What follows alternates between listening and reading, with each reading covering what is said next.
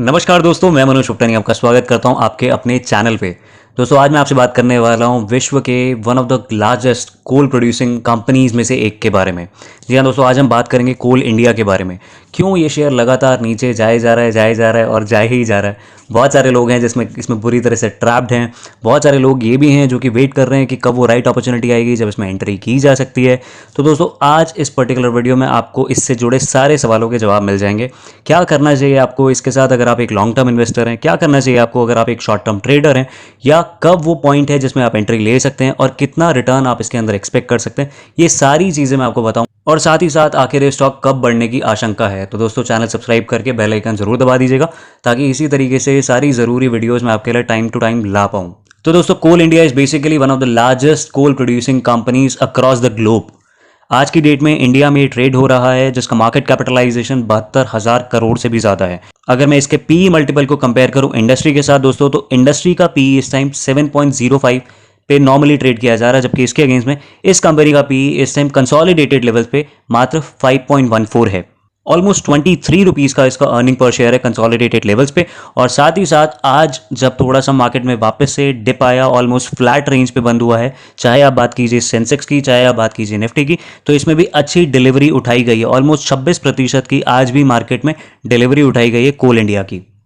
तो अब चलते हैं दोस्तों मुद्दे पे, आखिर ये शेयर लगातार क्यों गिरता चला जा रहा है। इसके प्राइमरीली दोस्तों 6 बड़े कारण हैं। सबसे पहला कारण नंबर 1, इसके जो प्रॉफिट्स हैं, इसके जो रेवेन्यूज हैं, वो लगातार क्वार्टर दर quarter year on year basis पे लगातार डिक्लाइन होते जा रहे हैं। अगर मैं जून 20 के क्वार्टर को मार्च 20 के क्वार्टर से कंपेयर करूं तो ऑलमोस्ट रेवेन्यूज में 1/3 का डिक्लाइन आ चुका है। कोल इंडिया के दूसरे बड़े डिक्लाइन का कारण है लैक ऑफ डिमांड। दोस्तों कोल जो बनाया जाता है, जो माइनिंग करी जाती है, प्रोड्यूस किया जाता है, उसका खपत सबसे ज्यादा पावर जनरेशन, सीमेंट मैन्युफैक्चरिंग और स्टील मैन्युफैक्चरिंग कंपनीज में किया जाता है। बाय डिफॉल्ट इस टाइम पे मार्केट काफी हद तक ठंडा पड़ा हुआ है और इन तीनों ही सेक्टर में इस टाइम पे कोल की इतनी ज्यादा रिक्वायरमेंट नहीं है। क्योंकि वहां पे मैन्युफैक्चरिंग उतने लेवल पे नहीं देखी जा रही जितनी बीते कुछ सालों में देखी गई थी। कारण नंबर 3, बाकी कुछ एक सेक्टर्स की तरह इस सेक्टर में भी there is a probable chances of privatization. जी हाँ दोस्तों, बताना चाहूंगा कि कोल इंडिया का जो खुद का स्टेक इनके प्रमोटर्स का हुआ करता था आज से मोटा मोटा 1 साल पहले, आज की डेट में वो ऑलमोस्ट 4% कम हो चुका है। सबसे बड़ा रीजन आता है दोस्तों बिजनेस साइकिल का। हमें ये बात सबको पता है कि हर एक बिजनेस की एक अप्रोप्रिएट साइकिल आती है जिस टाइम पे वो बिजनेस पीक पे बूम करता है। जैसे कि करंटली वो साइकिल आईटी सेक्टर और फार्मा सेक्टर से जुड़ी हुई कंपनीज का है। तो क्योंकि कोल इंडिया और बाकी ऐसे धुरंधर कंपनीज की इस टाइम बिजनेस साइकिल फेवर में नहीं है, तो ये भी एक बहुत बड़ी वजह है जिसके चलते इसका स्टॉक लगातार गिरता चला जा रहा है। और जो लास्ट एक बहुत बड़ा रीजन रहेगा वो ये कि पिछले 2 साल से जो इसका कैश फ्लो फ्रॉम ऑपरेशंस है वो लगातार डिक्लाइन करता चला जा रहा है। अगर आपके कैश फ्लो आपके क्रंचेस में रहेंगे तो उसके बाद आपके पास ज़्यादा ग्रोथ के पोटेंशियल चांसेस कम ही रह जाते हैं। इन्हीं रीजंस की वजह से कोल इंडिया जैसी बेहतरीन कंपनी जिसका ऑल टाइम हाई 2015 में 447 रुपीस का हुआ करता था और जिसका 52 वीक हाई 217 रहा था, वो आज की डेट में अपने ऑल टाइम लो 113 रुपए के अराउंड पे ट्रेड कर रहा है। आज की डेट में जो इसका लास्ट ट्रेडेड प्राइस था वो 117 रुपए और 65 पैसे था। बात करें अगर टेक्निकल इंडिकेटर्स की तो RSI, स्टोकेस्टिक और विलियमसन जैसी कमाल की रेशोज इस स्टॉक के लिए अभी भी ओवरसोल्ड या बेयरिश पोजीशन ही शो कर रही है। लेकिन जिन लोगों का विश्वास बॉलिंगर बैंड जैसे टेक्निकल एनालिसिस के इंडिकेटर पर रहा है, उनके लिए एक अच्छी चीज मैं बताना चाहूं। बॉलिंगर बैंड के हिसाब से जो इसका लोअर रेंज है वो 113 के अराउंड है, वहीं दूसरी ओर इसका अपर रेंज 136 के अराउंड है। अगर मैं सिंपल मंथली एवरेजेस के हिसाब से बॉलिंगर बैंड को कंसिडर करूं तो वो इस टाइम 124 का ऑप्शन दे रहा है। अब बात करते हैं दोस्तों कुछ एक बेनिफिट्स के बारे में, कुछ एक positives about this particular company. तो दोस्तों इस पर्टिकुलर कंपनी का स्टॉक इस टाइम अपने 52 वीक लो पे ट्रेड कर रहा है, जिसका सिंपल सा क्लियर इंडिकेशन है कि आपको एक अच्छा रिस्क रिवॉर्ड रेशो यहां पे मिल सकता है। अगर आप थोड़ा सा अपना अमाउंट जिसको आप लूज करने का स्टेक पे लगा सकते हैं विद अ बेटर फ्यूचर, तो यहां पे एक अच्छी अपॉर्चुनिटी निकल कर आ सकती है फॉर द अर्निंग पर्सपेक्टिव। दूसरा, इस कंपनी के लिए जो सबसे ज्यादा वाहवाही की बात है वो ये कि इस कंपनी का डिविडेंड यील्ड बहुत ही मेजर बैंक्स के एफडी रेट से भी कई गुना बेटर है। जी हाँ दोस्तों, आज की डेट में इसका डिविडेंड यील्ड 10% से भी ऊपर का है। शायद कोई भी एफडी इसको मीट नहीं कर पाएगी। और तीसरा सबसे कमाल का रीजन है वो ये कि दोस्तों ट्रेडिंग के पर्सपेक्टिव से काफी सेफ स्टॉक है। ये जरूर है कि ये लगातार डिक्लाइन करता जा रहा है, लेकिन इसने बीच बीच में हल्के फुल्के 2 दिन 3 दिन ऐसे मौके जरूर दिए हैं जहां पे एक थोड़ा बहुत अच्छा लमसम गेन करने का आपको बेनिफिट मिल सकता है अगर आप एक इसके अंदर मोटा चंक ट्रेडिंग पर्सपेक्टिव से लगा पाए।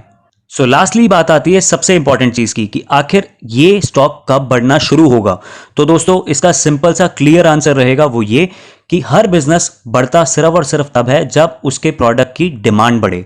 तो दोस्तों जब डिमांड बढ़ना शुरू होगी पावर जनरेशन के सेक्टर में, स्टील में और साथ ही साथ सीमेंट मैन्युफैक्चरिंग कंपनीज के इनपुट के लिए, तो उस टाइम पे ये कंपनी का आउटपुट डिमांड में आएगा, जिसके चलते इस कंपनी की परफॉर्मेंस बढ़ना स्टार्ट होगी और साथ ही साथ उसके स्टॉक की क्वालिटी भी। कोविड की सिचुएशन के चलते ये वाले सेक्टर अभी बुरी तरह से हिट हुआ है, लेकिन जिस तरह से इंडिया में लगातार इंफ्रास्ट्रक्चर को प्रमोट करने के लिए नए नए प्लान्स बनते चले जा रहे हैं, उससे ये अच्छी और क्लियर एक्सपेक्टेशन लग रही है कि ईयर 2022 ऑनवर्ड्स डेफिनेटली इन सभी सेक्टर्स में धीरे धीरे बूम देखना स्टार्ट हो जाएगा। बात करें अगर रिकमेंडेशन की दोस्तों, तो अगर आप एक लॉन्ग टर्म इन्वेस्टर हैं तो मेरा आपके लिए क्लियर रिकमेंडेशन रहेगा कि आप इस पर्टिकुलर कंपनी के स्टॉक में इन्वेस्टमेंट सिर्फ और सिर्फ तभी करें जब आप अभी फॉर द नियर फ्यूचर कुछ पैसा लूज करना भी अफोर्ड कर सकें अपनी लेवल ऑफ रिस्क एपेटाइट के हिसाब से। यहां पे रिस्क रिवॉर्ड रेशियो बहुत अच्छा है, लेकिन क्योंकि ये लगातार क्वार्टर दर क्वार्टर इसके रेवेन्यूज और प्रॉफिट्स कम होते जा रहे हैं, सो आपको Q2 के रिजल्ट्स को बहुत ध्यान से देख के ही इसमें एंटर करना चाहिए। बात करूं अगर मैं शॉर्ट टर्म ट्रेडर्स के लिए दोस्तों, तो यहां पे एक बहुत ही कमाल की अपॉर्चुनिटी निकल कर आ रही है।